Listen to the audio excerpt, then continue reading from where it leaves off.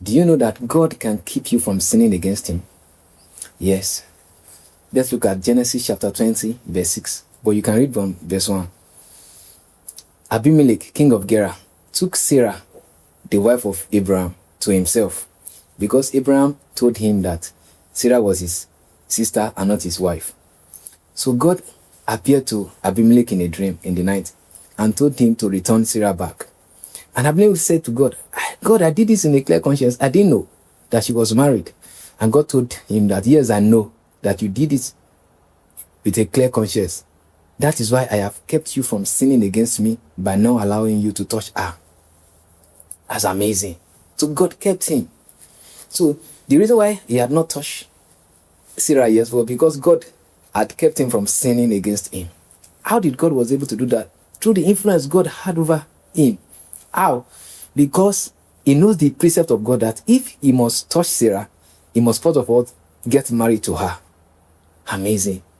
Influence is so powerful that it can make you go in the direction without asking for your permission. Yeah. The reason why you are still struggling to live holy is because you didn't allow God to have influence over your life. How will God have influence over your life? By feeding yourself with inspired things of the Holy Spirit.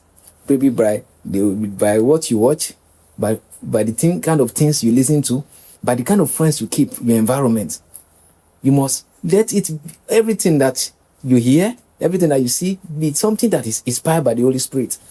Before you know it, you go in its direction without even telling you to do this or do that. You just go in the things that align with the Holy Spirit.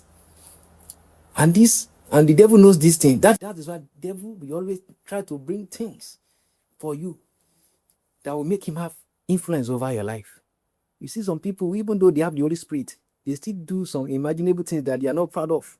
Because what they feed their spirit is things that are inspired by the devil. And the devil now have higher influence over their life than the Holy Spirit. So they just go in the direction of what they are feeding their life. The things they watch is not things that are inspired by the Holy Spirit. The things they read, the things they hear, the kind of music they hear are not inspired by the Holy Spirit. So they go in that direction, even though they have the Holy Spirit inside of them. That is why you have to be intentional about the kind of things you allowed in your life. That is why you have to try as much as possible to go to church, read the Bible, surround yourself with godly friends that will help you in your spiritual life. It's very important to be intentional. And you see that your life is just go upward and forward, going in the direction of God only. God bless you.